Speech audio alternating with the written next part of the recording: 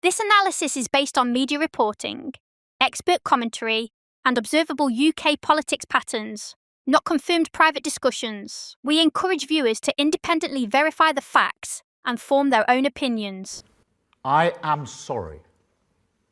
Sorry for what was done to you. Sorry that so many people with power failed you. Sorry for having believed Mandelson's lies and appointed him. The British political landscape has been rocked by a scandal few imagined would resurface with such force. Today, Prime Minister Sir Keir Starmer publicly apologised for his decision to appoint Lord Peter Mandelson as the United Kingdom's ambassador to the United States, a role he took in 2024, despite known past links to Jeffrey Epstein, the disgraced American financier whose global network of elite contacts has haunted governments and public figures for years. Calls for Lord Mandelson to forfeit his peerage after the latest claims over his links to Jeffrey Epstein. And has his friendship with Jeffrey Epstein consigned the Prince of Darkness to the political shadows forever? Starmer's apology was not a carefully worded political statement designed to quietly calm the storm. It was a raw, direct, and historic moment of contrition rarely seen in British politics.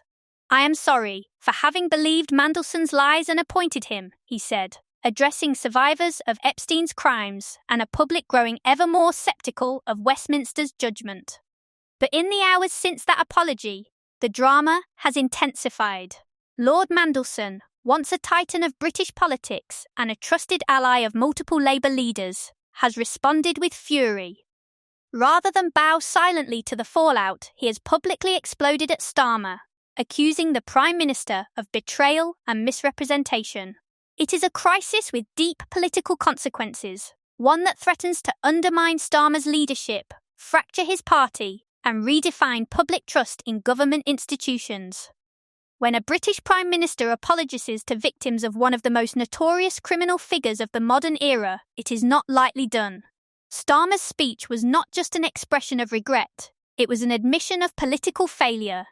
Standing before cameras, he acknowledged that while Mandelson's relationship with Epstein was publicly known for some time, the extent of that relationship, including newly released documents, went far deeper than anyone in Downing Street realised. Starmer's words were stark and personal. None of us knew the depth and the darkness of that relationship. He repeated a clear stance. He had been misled by Mandelson about the true nature of his association with Epstein, and crucially about the wisdom of appointing him to one of the UK's most sensitive diplomatic posts. Mandelson betrayed our country, our Parliament, and my party. Mr. Speaker, he lied repeatedly to my team when asked about his relationship with Epstein before and during his tenure as ambassador. I regret appointing him. If I knew then what I know now, he would never have been anywhere near government. And that is why, Mr. Speaker, yesterday, the Cabinet Secretary, with my support, took the decision to refer material to the police. In delivering his apology to Epstein's victims, who have long demanded accountability and recognition from political leaders, he tried to shift focus from judgment to principle when explaining his apology. "I want to say this. I am sorry that so many people with power failed you." Yet even as he stood there, it became clear that the apology, intended to usher in closure, had instead opened another chapter of the scandal.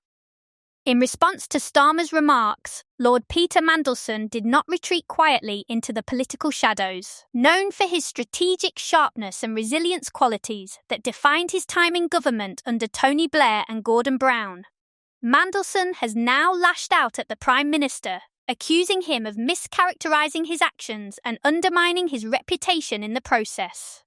At 72, Mandelson has been a controversial figure throughout his lengthy political career, twice resigning from senior government posts in earlier decades amid other controversies. But this present storm, catalysed by revelations in the latest tranche of Epstein files leaked by the US.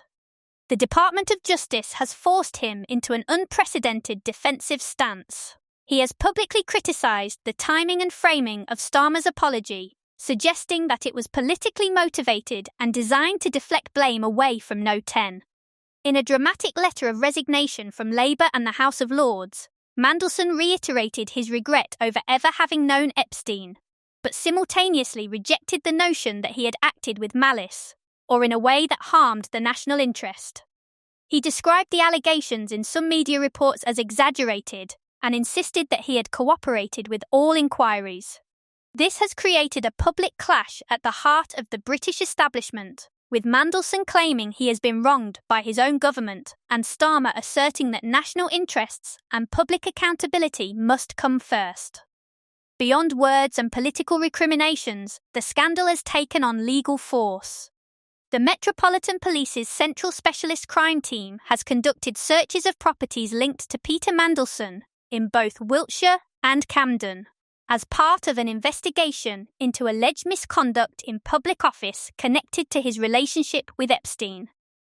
These searches followed the release of documents indicating that Mandelson may have shared sensitive UK government information with Epstein after the global financial crisis. Suggestions that go far beyond simple social friendship. The seriousness of the potential offences under UK law places Mandelson in unprecedented legal jeopardy. For Starmer, the political implications are profound. Critics have labelled the Prime Minister weak or naive for backing Mandelson's appointment in the first place, especially after senior figures within his own party warned against it. Baroness Harriet Harman, a veteran Labour figure, said the episode made Starmer appear weak, naive and gullible, and warned that failure to act decisively could topple his leadership. Calls have also grown for the resignation of Starmer's Chief of Staff, Morgan McSweeney, who reportedly played a key role in advocating for Mandelson's appointment despite concerns about his past links. This internal party pressure adds to the external fury from opposition parties, campaigners, and sections of the public demanding accountability. The controversy has had a cascading effect on public opinion. A growing number of voters now view the Labour government as compromised or less trustworthy, with some polls suggesting that portions of the electorate now view the party's sleaze levels as comparable to or worse than previous Conservative administrations. The timing could hardly be worse. With local elections on the horizon and crucial contests in London, Scotland and Wales looming, Labour's ability to campaign on unity, competence and moral leadership is being severely undermined by the Mandelson-Epstein crisis. Additionally, the crisis has reignited some of the larger questions about political governance, vetting of those in senior positions of power, and the transparency necessary of public figures with past associations with disreputable individuals. In fact, some have underscored the fact that the very decision of Starmer in the first instance to promote Mandelson indicates a lower level of scrutiny and suggests the government must now restore trust via radical levels of transparency. While the immediate political earthquake is centred in Westminster, the story resonates far beyond Britain. The Epstein files have already implicated figures around the world, and the continuing fallout demonstrates how historical associations can have present-day consequences, especially when connected to abuses of power and alleged unethical behaviour. Globally, other governments are watching how the UK handles this crisis, factoring it into debates about diplomatic appointments, vetting standards, and the politics of accountability.